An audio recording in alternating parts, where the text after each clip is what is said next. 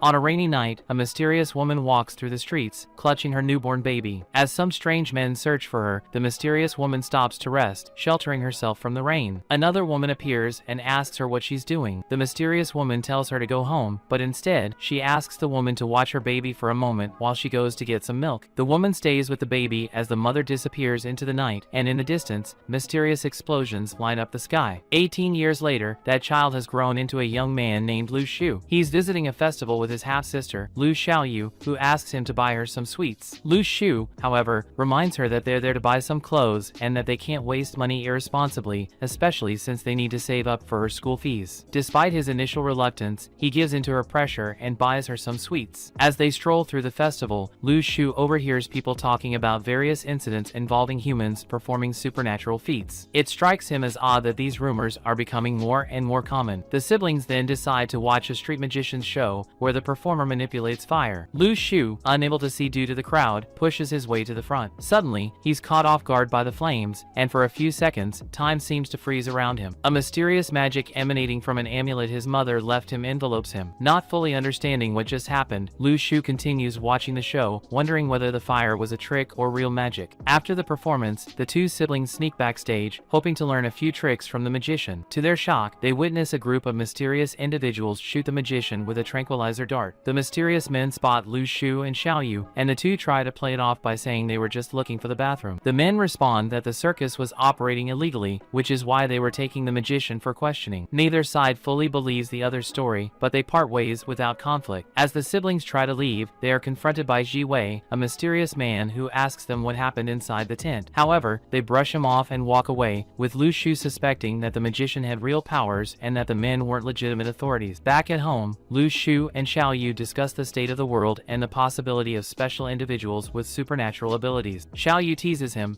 asking what he would do if he were one of them. He jokes that he'd fight and defeat them, but she reminds him that he's always been too weak and would easily lose. Later, while Xiaoyu watches TV, seeing news about people with special abilities, Lu Shu prepares dinner. Realizing they're out of ingredients, he heads out into the cold to buy noodles. As he walks, he reminisces about his childhood and how he and Xiaoyu had once escaped from an orphanage together. Distracted by his thoughts, Lu Shu doesn't notice a truck approaching, and he gets hit. Everything goes black. Lu Shu finds himself floating in a void. Suddenly, his powers activate, and he returns to life with the ability to see people's stats. Miraculously, he returns home without any injuries. Once home, he starts analyzing his newfound abilities, which appear as a hologram that offers rewards in exchange for a price. Whenever he interacts with someone, he earns points, which he can trade for skills. However, when he uses the skills on a roulette system, he wastes them. He soon realizes that there's more to his powers than meets the eye. That night, things seem to return to normal, until the mysterious men from the festival show up at their home, climbing onto the roof, watching them from above. On the roof of his house, a frightened Lu Shu immediately recognizes the mysterious men. He tries to flee, but is quickly discovered. The men ask him what he's doing on his roof at this hour, to which Lu Shu replies that he lives there and was looking for some nuts. One of the men tells their leader that Lu Shu is a normal, and the leader lets him go, warning him that rooftops are dangerous at night. Lu Shu returns inside as the men leave, but he realizes something strange. He could sense that they were special individuals, yet they couldn't detect anything unusual about him. Just as it seems the danger has passed, a man falls from the sky right in front of their house. To their surprise, it's the fire magician from the festival. The magician looks weak, and Lu Shu deduces that he might be responsible for the fire that's been all over the news, possibly started to aid his escape. Lu Shu also realizes that the magician is faking unconsciousness, as he can see the man's stats and notices that every time he angers him, Lu Shu gains points. That's when it clicks. His power lies in absorbing energy from the people he annoys. The more irritated and uncomfortable he makes them, the more power he accumulates, which he can later exchange for special abilities through his magical roulette system. Testing this theory, Lu Shu deliberately angers the magician, who tries to burn him with his powers. Oddly, the flames have no effect on Lu Shu, who feels nothing. Realizing that Lu Shu might be far more powerful than he appears, the magician thanks him and quickly leaves the house. Later in his room, Lu Shu absorbs a pill, a result of the energy he's collected, and discovers that he now has super strength. With a clear understanding of how his powers work, Lu Shu begins focusing on collecting more negative energy. And what better place to do this than the school group chat? He sends a message that quickly earns him the hatred of everyone. The next morning, before heading to school, Lu Shu sells eggs to support both himself and his sister. As his classmates pass by on their way to school, some ignore him, while others mock him for his humble lifestyle. But now, with his new powers, Lu Shu is able to annoy them in return and collect some extra power power in the process. Eventually, Lu Shu tricks one of his classmates into buying all of his eggs with the help of his quiet and beautiful classmate, Chao Qing Ci. In class, the students watch a video that not only confirms the existence of people with superpowers but also categorizes them. Lu Shu learns that he is classified as an F-class superhuman with super strength. Just then, the students find out that one of their classmates has recently awakened his powers and has become aggressive after a mandatory blood test revealed he is special. The Men in Black, as Lu Shu calls them, arrive at the school to deal with the newly awakened superhuman. Lu Shu goes to watch and discovers that Chao Qing Ci also has powers, though she keeps them hidden. On the school rooftop, the student threatens to throw one of the teachers off the edge, but Lu Shu distracts him long enough for the Men in Black to subdue him. After the incident, Lu Shu returns to class only to find that they are now conducting blood tests on his class as well. Although he tries to escape by making up an excuse, he fails and has to take the test. On his way home, Lu Shu runs into Ji Wei again but ignores him, as usual. That night, he uses his roulette ability to summon a magical fruit that heals his sister's cold. The next day, the blood test results are revealed, and the teacher reads a list of students who tested positive for special abilities. He also introduces Master Shifei, who will be teaching them about their powers. Lu Shu grows concerned when he realizes that Shifei is the same man who was on his roof a few nights ago, unsure of what his intentions might be. The teacher announces the names, including Chao Qing Ci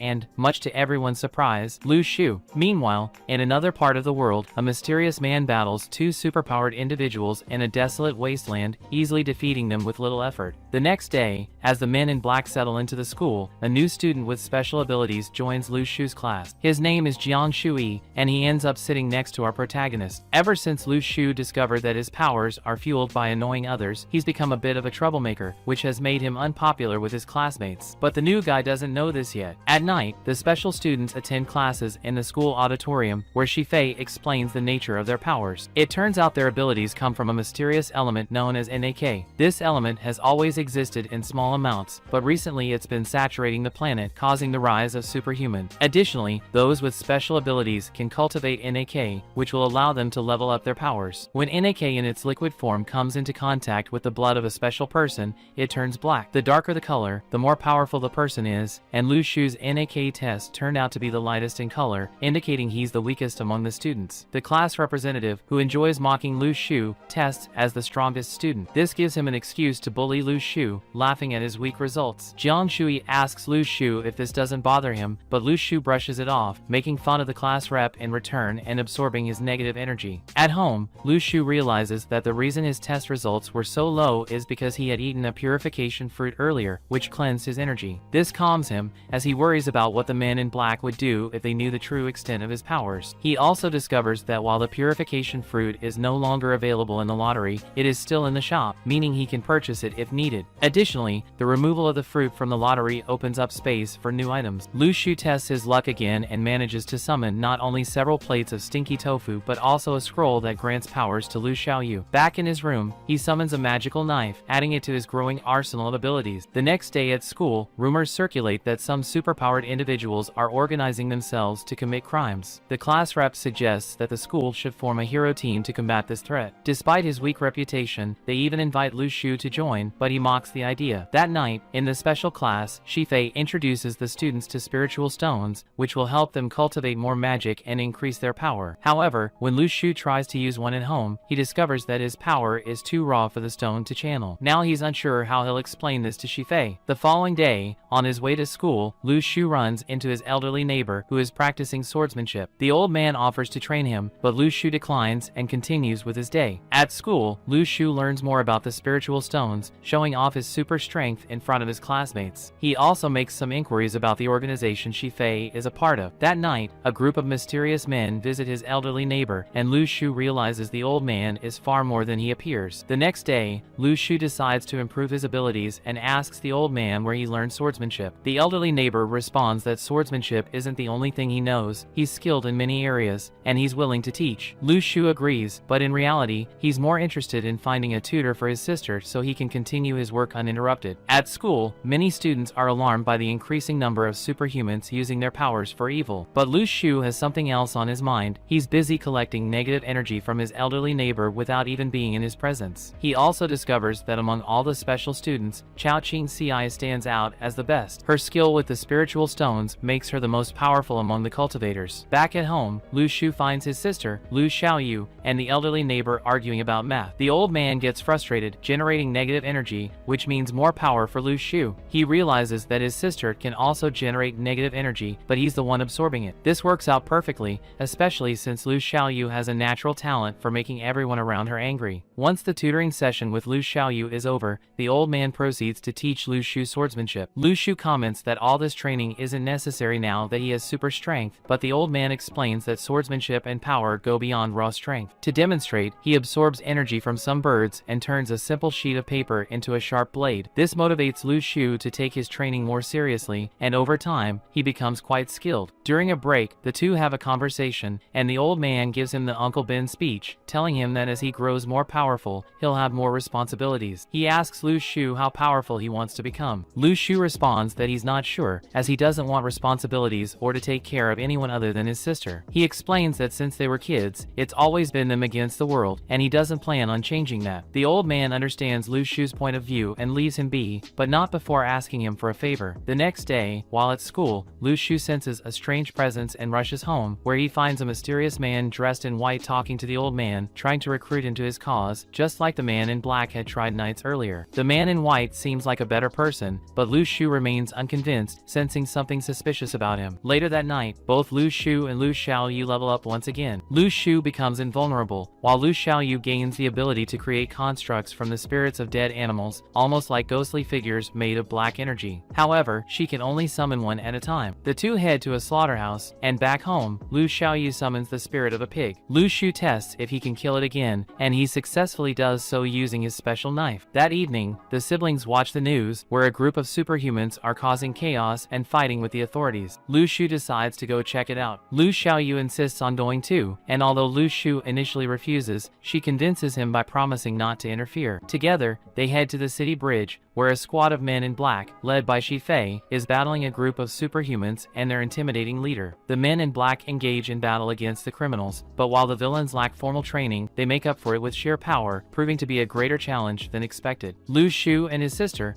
Lu Xiaoyu, watch the fight from a distance. The men in black are skilled and work well as a team, even managing to take down a few of the villains. However, their overconfidence leads to two of their own being killed by the superhumans before the criminals flee. Curious to see how things will unfold and wanting to help, Lu Xu tells his sister to go home. Reluctantly, Lu Xiaoyu agrees to leave. Lu Xu follows the criminals to an abandoned building, which is now surrounded by police. Some of the criminals suggest surrendering, but their leader assures them that he'll help them escape. He faces off against the police and the men in black once again. Just as the criminal leader is about to make his escape, one of the men in black manages to injure and immobilize him. However, this victory is short-lived. The men in black spot Lu Xu, noticing the faint blue glow around him. Mistaking him for one of the criminals, they resume the battle, this time against Lu Xu. Despite being much stronger, Lu Xu struggles due to the men in black's superior numbers, forcing him to exert extra effort. This results in an explosion that injures several members of the security force. The criminal leader, having survived, assumes that Lu Xu is on his side. Lu Xu quickly corrects him, taking him down with his magical knife. Realizing the mess he's created, Lu Xu decides it's best to leave the scene before anyone identifies him. He hurries back home, hoping to avoid any more trouble. When he returns, Lu Xiaoyu greets him, worried. Lu Xu reassures her that he's fine and then suggests they go out for a while, wanting to test something. They end up in an alley, where Lu Xiaoyu attempts to absorb the spirit of a deceased person. Unlike with the pig, she's unable to summon the spirit this time, as she needs to level up first. She promises she'll get there soon. Afterward, the two head out for dinner. During their meal, Lu Xu tells his sister that he's concerned for her safety and suggests that maybe she should go back to the orphanage. This deeply hurts Lu Xiaoyu, who bursts into tears, feeling as if her brother, the only person who has always been by her side, is rejecting her. Realizing his mistake, Lu Xu promises that they will always be together and that they'll create the home they deserve. Meanwhile, in another part of the city, the mysterious group trying to recruit Lu Xu's elderly neighbor analyzes the battle from earlier that night. They detect the presence of a C-class cultivator, but are unable to identify who it is, as Lu Xu managed to hide his identity. The higher-ups, however, are determined to find him before their rivals do and assign one of their agents the task of tracking him down. Sometime later, Lu Xiaoyu wakes up in the middle of the night night and goes to Lu Shu's room with a surprise. She's managed to summon the spirit of the criminal gang leader, just as she had promised. Now, not only does she have a super powerful bodyguard, besides her brother, but she's also gained access to some of his memories, including the location of the stolen loot. Lu Xiaoyu insists on going to retrieve the loot, but Lu Shu explains that although they'll go find it, it's not to keep, it's to return it. This frustrates her since she wants the money to buy a house, but Lu Shu reassures her, saying that will happen, but they just need a bit more time. The next day at school, rumors start spreading about a change. A new principal is coming. It turns out to be none other than the man from the mysterious organization that Shifei works for. However, unlike Shifei, Li Xiao has a more laid-back attitude and is more focused on figuring out how to scam others for money, something Lu Shu quickly notices, along with the fact that he's very powerful. Later, Lu Shu learns from Jiang Shui that he can sell charged crystals for a high price. He starts making some money, allowing him to save up and keep the promise he made to his sister. Lu Shu manages to gather enough cash and tells his sister they'll soon have their own house. He even gives her a cell phone for emergencies. Meanwhile, Li Xiao visits Lu Shu's neighbor to ensure the old man hasn't picked the wrong side in the upcoming conflict. The old man reassures him that he's staying neutral. The next day, Li Xiao runs into Lu Shu again and tries to scam him for some food, but when one of the vendors scolds him, the principal changes his mind and walks away. And so, another day ends, with Lu Shu returning home to rest alongside his younger sister. At night, the class of special students travels down an abandoned road in armored trucks. The air is thick with tension and anticipation. Intrigued by the situation, Lu Shu breaks the silence and asks where they're headed. Jiang Shui, Lu Shu's classmate and friend, explains that they're going to a place known as the Ruins. The government has decided to send these novice students to guard the area around the ruins while the experts venture inside the mysterious structure. The ruins, according to legend, are ancient constructions of unknown origin. Some claim they come from an extraterrestrial civilization, while others believe they are something even more mysterious, defying the laws of nature. These ruins appear unpredictably, materializing anywhere in the world without warning. Governments and organizations across the globe have become fascinated with these sites due to the immense treasures they contain. Inside the ruins, explorers can find powerful weapons, magical tools, and artifacts that challenge human understanding. However, they also house deadly dangers, hostile creatures, and traps that could kill anyone unprepared. The center of each ruin contains what every explorer desires most, the Eye of the Matrix. This object not only grants unimaginable power to its possessor, but also has the ability to close the ruin forever. However, acquiring it is no easy task. Many lives have been lost in the fierce battles over the Eye. Jiang Shui tells Lu Shu that only one ruin has been opened in recent times. Warriors from around the world fought in an epic battle for the Eye, and the victor was a mysterious man, an incredibly powerful superhuman known to be part of the Men in Black, also called Tian Luo. Most striking of all is that this man possesses a weapon in the form of a sword, said to be one of the most powerful ever seen. This story leaves Lu Shu deep in thought, imagining the power and glory that must come with such a weapon. Finally, the group arrives at the camp near the ruins. The students are given food and briefed on the importance of the mission. Although they're officially there as part of their training, everyone knows their real job is to protect the perimeter while the experts explore the interior. The mission is highly sensitive and must remain a secret. During dinner, one of the students stands out for his arrogance, refusing to sit on the ground like everyone else. Instead, he demands a chair, showing disdain for his peers. Lu Shu, who can't stand people with superiority complexes, doesn't hesitate to slap him unconscious. This act, instead of causing trouble, seems to impress some,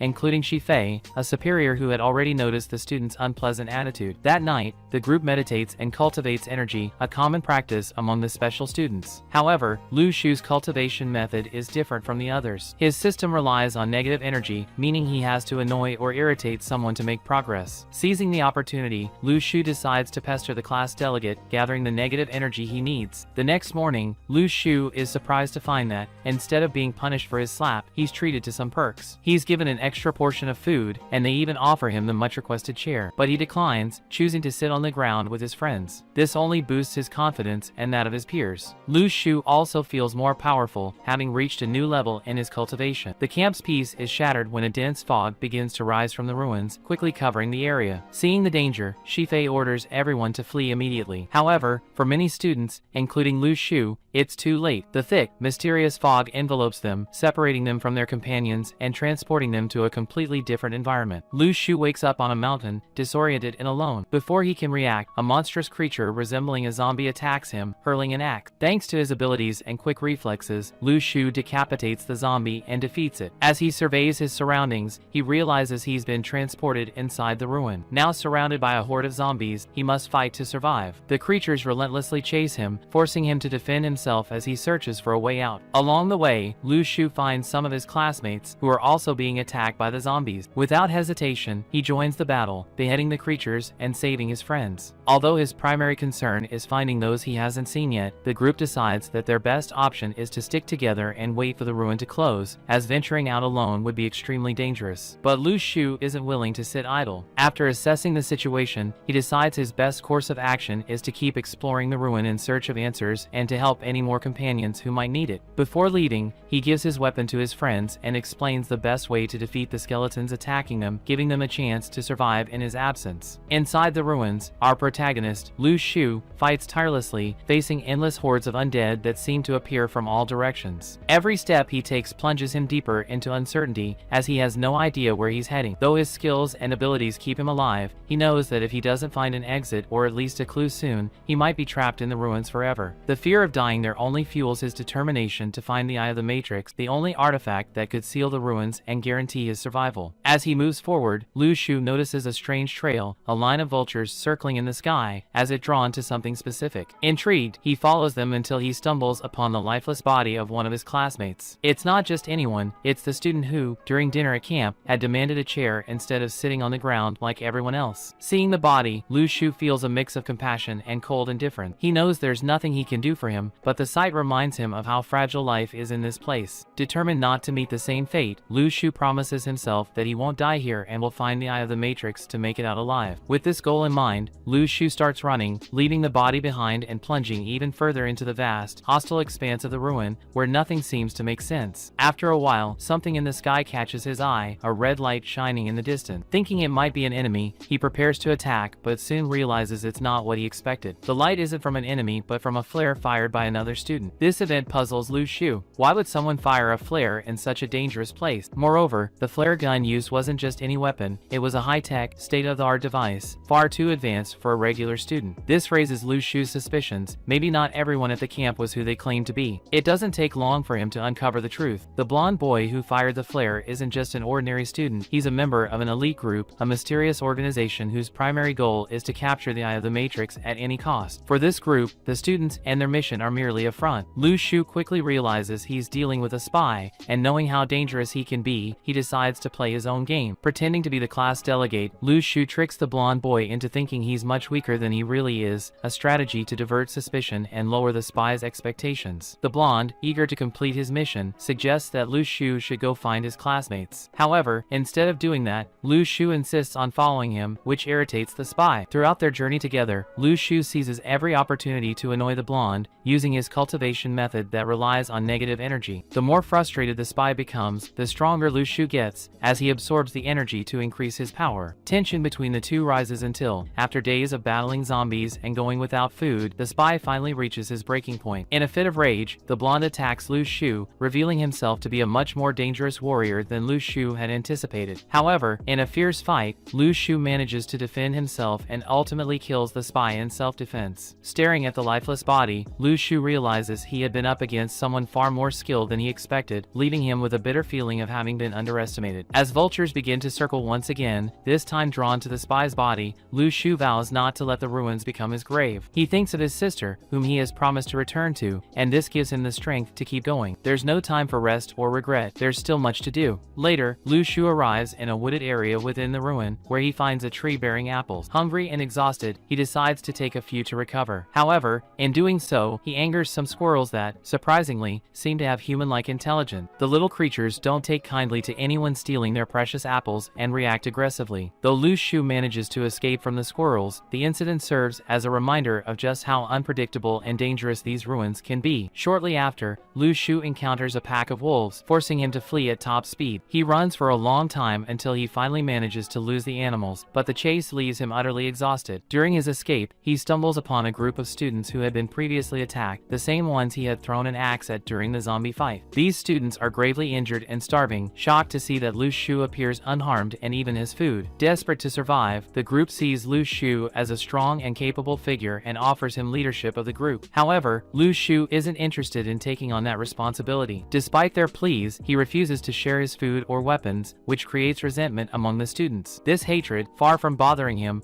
only increases his power as he feeds off the negative energy his actions provoke. After resting resting and regaining his strength, Lu Shu decides it's time to move on. His goal remains clear: find the Eye of the Matrix and return home to his sister. As Lu Shu explores the dangerous ruins, his mind briefly wanders, thinking about his sister and wondering how she's doing. Uncertainty floods him, but he knows he can't afford to get distracted in such a hostile environment. His thoughts are abruptly interrupted when a mounted undead warrior suddenly appears and attacks him fiercely. This skeletal warrior proves to be a formidable opponent. Although Lu Shu has faced many enemies before, none have shown as much combat skill as this rider. Despite his best efforts, Lu Shu realizes he can't defeat the skeleton easily. However, in a quick, skillful move, he manages to snatch the lance from the warrior just before reinforcements arrive. As more skeleton soldiers join the attack, launching a barrage of arrows at him, Lu Shu uses his agility to take cover. Fortunately, the skeletons don't pursue him, seemingly not viewing him as enough of a threat to continue the chase. With the lance now added to his arsenal, Lu Shu realizes he has a powerful new weapon. He knows that conventional weapons aren't always effective against the enemies in the ruins. Meanwhile, Shifei's group, who is also exploring the ruins, encounters the same skeleton warriors. These soldiers don't appear to be acting of their own will, they seem to be obeying a leader. Shifei and his team come up with a plan to defeat them. Knowing that normal weapons won't work on the skeletal soldiers, they decide to use a sniper to take out the leader. Shifei believes that once the leader is eliminated, the rest of the soldiers will scatter, making them easier to defeat. When they spot a skeleton without a lance, they assume it must be the leader. However, what Shifei and his team don't realize is that this skeleton is actually the one from whom Lu Shu stole the lance, so the sniper shot has no effect. The attack fails, and Shifei's group is forced to retreat, having wasted their one shot. Determined not to fail again, Shifei and his team plan to set a trap for the skeleton. But just as they're about to execute their plan, they notice something unexpected. One of the students is on the battlefield. Alarmed, they scramble to organize a rescue mission. What they see, however,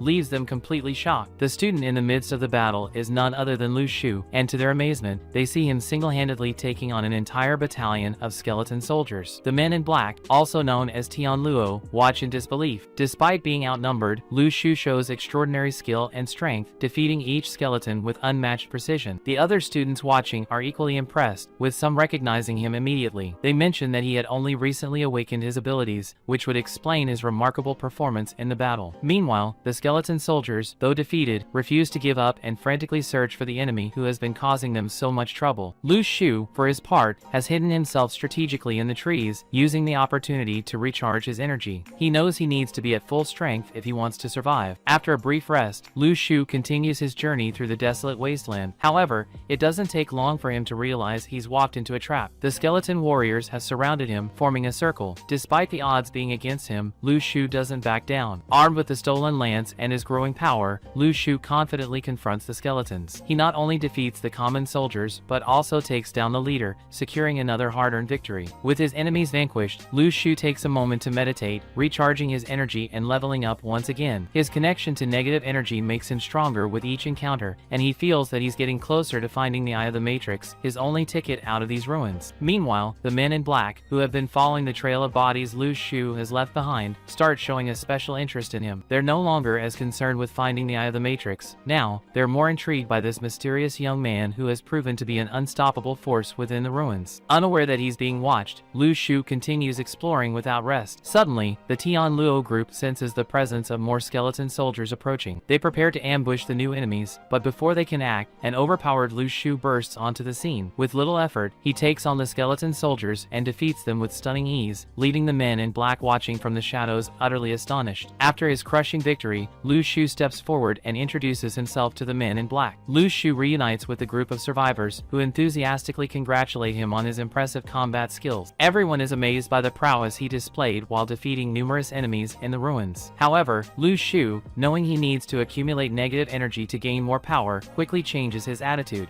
Instead of basking in the praise, he becomes an annoying and negative presence for everyone. With a sly smile, he begins to irritate his companions by announcing that he won't share his weapons with them. Rather than working as a team and handing out weapons for free, he decides to sell them to the highest bidder. This behavior sparks discontent among his peers, but Lu Shu remains firm in his decision, aware that this situation will provide him with the negative energy he needs to keep growing stronger. By doing this, Lu Shu manages to trade his weapons for various valuable items that others possess, such as watches, jewelry, and other personal belongings. Although the teachers are deeply bothered by this mercantile behavior, there's nothing they can do since the weapons belong to Lu Shu, and technically, he has the right to do whatever he wants with them. Frustrated but powerless, the teachers others have no choice but to let him continue with his trade, even though it creates tension within the group. As the group continues their journey toward the center of the ruins, they encounter a group of specters emerging from the darkness. However, instead of engaging in a fierce battle, the specters, sensing the powerful energy emanating from Lu Shu, decide not to fight. His aura is so intimidating that the usually dangerous creatures quickly flee. This unexpected turn of events surprises everyone,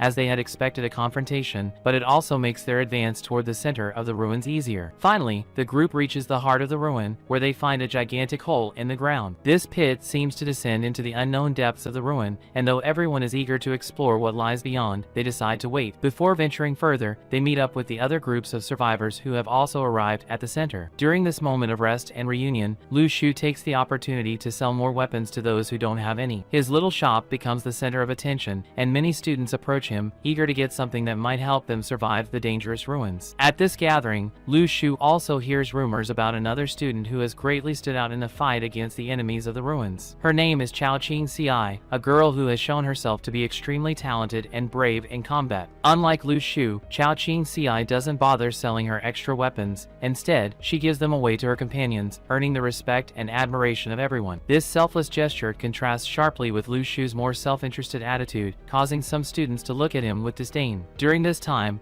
Lu Shu also reunites with Jiang Shui and the rest of his classmates. One of the students approaches him and asks for a weapon but proposes to buy it on credit since he doesn't have enough to pay at the moment. However, Lu Shu flatly refuses to accept the deal. First, because he doesn't work on credit, something he made clear from the start, but more importantly, because when Lu Shu examines the student's stats, he realizes something suspicious. This student is actually another spy infiltrated within the group. That night, while all the students rest, the camp spies secretly gather. Their goal is to descend into the gigantic pit in search of the coveted Eye of the Matrix, the legendary artifact that grants incredible power to whoever possesses it. However, the student who previously tried to buy a weapon on credit is intercepted by Lu Shu before he can join the other spies. Lu Shu confronts him, revealing that he knows full well that he's a spy. Rather than fight at that moment, Lu Shu proposes a deal. He suggests that instead of facing off, they work together to find the Eye of the Matrix, sell it, and split the profits. The spy, seeing an opportunity to profit, agrees to the deal, though he secretly plans to betray Lu Shu at the right moment. This act of treachery sparks a violent fight between the two, as Lu Shu is not willing to be fooled. The battle is swift but intense, with both proving to be formidable rivals. Meanwhile, the other spies continue advancing down the pit, getting closer to the Eye of the Matrix, unaware of the confrontation happening behind them. Instead of fighting the spy, Lu Shu chooses a smarter and more effective tactic. Rather than confronting him alone, he begins shouting, waking up all the students and alerting the men in black to the spy's presence. As Lu Shu's shouts echo through the camp, the others quickly rise, some surprised, others immediately preparing for a potential fight. The men in black, led by the school's headmaster, arrive in no time. With the situation exposed, the headmaster decides not to waste any more time and pushes forward with the exploration of the pit, a dangerous and mysterious place that had been avoided until now. Among the explorers descending into the pit are experienced warriors and only two students, the talented Chao Qing Ci and, of course, Lu Shu. The headmaster, a cunning man, convinces Lu Shu to join the mission by offering him a deal he can't refuse. Although the official goal of the group isn't to take the Eye of the Matrix, there are rumors of great riches and treasures inside the pit that could change their lives. After a tough negotiation between Lu Shu and the headmaster, they agree to split any profits 50-50. With this deal, Lu Shu agrees to join the mission, confident he'll benefit from the situation. Once the group of explorers descends into the dark, deep pit, they are met with a shocking scene. The spies, who had tried to get ahead of the others to claim the Eye of the Matrix, are all dead. They sit in a circle as if performing some sort of ritual, but their bodies show no signs of physical violence. Although the group doesn't know exactly what happened, it quickly becomes clear that the spies weren't prepared for the dangers of the ruins. Something within the ruins killed them, and the lesson is clear: anyone not ready to face these perils won't survive. The group of heroes continues on and eventually reaches the main hall of the ruins. As soon as they enter, they are greeted by an army of skeletons and ghosts that waste no time launching an attack. The experienced warriors and Chao Qing Ci bravely jump into the fight to defend the group, but something curious happens. Despite the aggression of the enemies, they avoid attacking Lu Shu. The ghosts and skeletons can sense the immense power of the sword Lu Shu carries, and this power fills them them with overwhelming fear. While the others fight with all their strength, Lu Shu remains safe, almost untouched, as the enemies deliberately steer clear of him. However, Lu Shu's moment of calm doesn't last long. As he observes the battle around him, he notices something eerie. The death of the spies wasn't caused by the ruins directly, but by their own leader. The leader of the spies had absorbed the souls of his comrades, transforming into a powerful and vengeful ghost. This entity isn't just stronger than the other ghosts in the room, it's capable of directly attacking the men in black. Most unsettling of all, only Lu Shu can see this ghost. While the rest of the group continues fighting the skeletons, unaware of the real threat, Lu Shu is the only one who can face the ghost. Drawn by a mysterious force, something that seems to call to him from deep within the castle, Lu Shu decides to leave the group. Ignoring the ongoing battle, he follows this strange call into the castle's interior, venturing into an even more dangerous part of the ruins. As he advances through the dark corridors, the ghost follows him, and Lu Shu knows that a confrontation is inevitable. Finally, in a hidden chamber deep within the castle, Lu Shu comes face to face with the ghost, the leader of the spies, in a battle that will determine both their fates. The fight is fierce, but Lu Shu, armed with his powerful sword and sharp wit, manages to defeat the ghost once and for all. The creature, having absorbed the souls of his comrades, was far stronger than Lu Shu had anticipated, but the victory is his. After defeating the ghost, Lu Shu realizes he has reached the very heart of the ruins, a place no one had ever set foot in before. In the main hall of the castle, something catches his attention. Lu Shu grabs the mysterious object, immediately feeling a surge of power course through his body. He barely has time to process what he's found when something extraordinary happened. Just as it seemed like the men in black were about to be defeated by the army of skeletons and ghosts, time comes to a complete stop. The ruins, which had been the setting of a fierce battle, start to fade away before everyone's eyes. The spectral warriors, the traps, the corridors, everything that made this place dangerous, disappears as if it had never existed, returning everyone to a sort of normalcy. It's as though the ruins were never there. When time resumes, the men in black, stunned by what just happened, rush to tend to the wounded. Though the battle had been intense and many of their comrades were gravely injured, some managed to escape unharmed. Those who survived are paid generously for the weapons and artifacts they obtained during the mission, as the government's rules forbid them from keeping such items. The weapons they collected are deemed too dangerous to be left in civilian hands, so they are confiscated and compensated with money. Meanwhile, everyone in the camp believes Lu Shu is dead. After the mysterious disappearance of the ruins and the chaos that followed, there's no sign of him, and rumors of his possible death begin to spread. But to everyone's surprise, Lu Shu suddenly reappears, bursting in with a triumphant smile, and, most importantly, with a full arsenal. The weapons he acquired during the adventure aren't just powerful, they represent a business opportunity. He's more than ready to make a fortune selling them, sparking envy and admiration among those who see him. Back home, Lu Shu is greeted by his sister, Lu Xiaoyu, who has been worried the entire time he was inside the ruins. With her arms crossed and a stern expression, she immediately scolds him for making her wait so long and causing her so much distress. However, the reprimand doesn't last long. Lu Shu, always clever, offers her something to eat as a way of apologizing, and the gesture quickly calms her down. Their sibling bond is strong, and although Lu Xiaoyu constantly worries about him, she knows her brother always returns safely, even from the most dangerous situation. And so,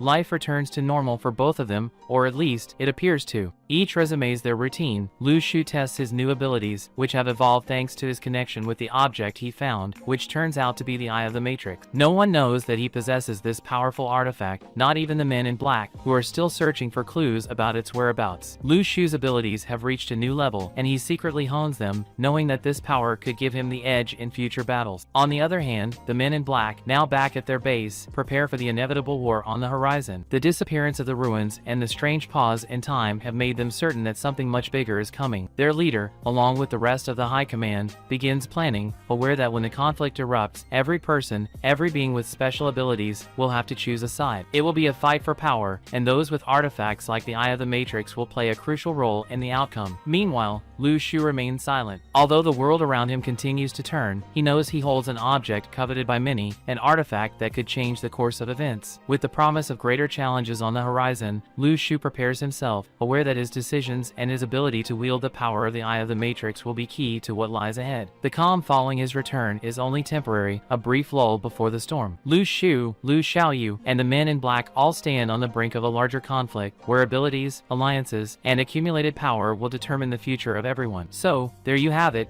and spare me, great lord, it's not just about saving the world with incredible powers, but doing it with style. Between mysteries, explosions, and loads of humor, Lu Shu shows us that life with superpowers can be as chaotic as it is fun.